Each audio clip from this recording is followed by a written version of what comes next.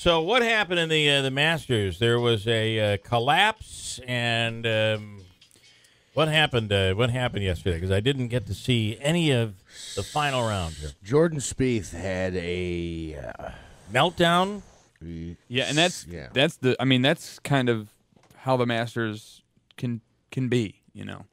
He had at the turn, when he's starting his back nine, he had a 5-stroke lead. When he was teeing off 4 holes later, he was no longer in first place. It was rough, and it happened quick. I think he called it, I'm paraphrasing here, the worst 30 minutes of golf he's played or the roughest 30 minutes of his professional career. So he went from an opportunity to have won back-to-back Masters to everyone's talking about how he kind of choked it away here. Yeah. Well, it was really... So who won, by the way? His name is Danny Willett. He's an Englishman. So he's from England, and his story is kind of incredible. He almost turned down his invitation to participate in the Masters this year because his wife had the due date of their child was the date of the Masters, the Sunday. But they induced labor back in late March. So he was able to participate, and he ended up winning. But really, the turn for Spieth was the beginning of the back nine. 11, on hole 11, he shot, a bogey. Then he double bogeyed on 12. And then he put 2 in the water on 13. Yeah, I think that was like 6 over or something. He went 6 over on that hole. Yeah. So that's really where it got the best of him. Yeah. But Derek Bard, I mean, to talk about him quick, even though he missed the cut, he played phenomenally. I mean, you got to think of who else, blew up and didn't make the cut. Phil Mickelson, Ricky Fowler, and he actually did better than Ricky Fowler in the 2 days. Yeah. And everybody talked about it, in regards to the people that were being interviewed as they came off about the wind conditions. You could even see some players would say... How did he play Friday? Because I didn't see the results from Friday. Friday he played well until the...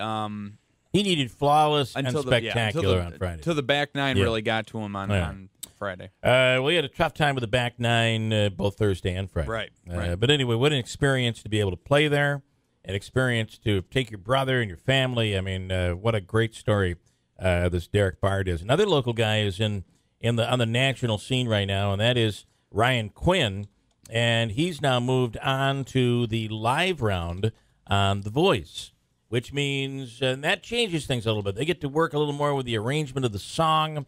Do they get to pick their own song? At this point, I think they so, do. Yeah. And tonight on NBC on The Voice, I think we can clearly say Ryan Quinn is going to be on tonight. Yes. Because it's the live round, so there's no recording. We have to vote? I don't know how this works. Do we vote tonight? Tonight you watch and then wish, I think. I don't know how The Voice works. So I've got the whole breakdown. I just saw it here of how the voting works. Well, either way, I'm seeing it. Actually, it's here in the OD, too. I see it here in the OD. He is going to be on tonight. So he'll be performing. The local kid from Clinton. And I saw a story over the weekend where he was talking to, it might have been the OD, and he's talking about how, he plays over at Piggy Pat's and places like that. And that's how he's been really getting ready for this, and he gets to handle his own arrangement, at least more so.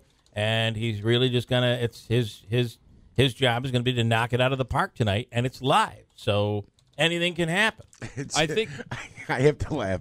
Piggy Pat's has great barbecue. You just wouldn't think of a contestant on The Voice going, I play Piggy Pat's. I play Piggy Pat's. That's how I prepare for this. Yeah. They do great live music over there, though, on Friday and Saturday nights. So, Andrew. So the way you can vote for them is I believe they have phone numbers as the show's going on, but there are 4 ways you can do it online. You can do it over Facebook. You can vote. That's worth 10.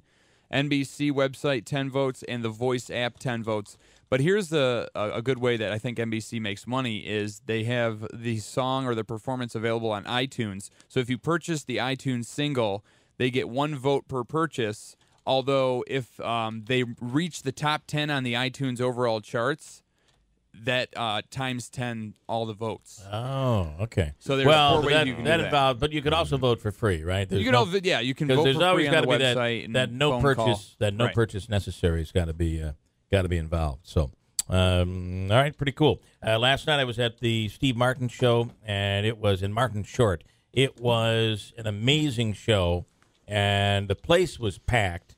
We thought originally it was in the showroom, so we're thinking, that's about 800 people. And we got to the Turning Stone, and the place was jamming. Like, what is going on tonight? So I saw somebody, and I said, what is going on tonight? I said, there's a show. He said, there's a show tonight. I said, well, yeah, Steve Martin is tonight. And he said, yeah. I said, well, but what's going on in the event center? I mean, it's crazy over there. And he said, that's the Steve Martin Short Show.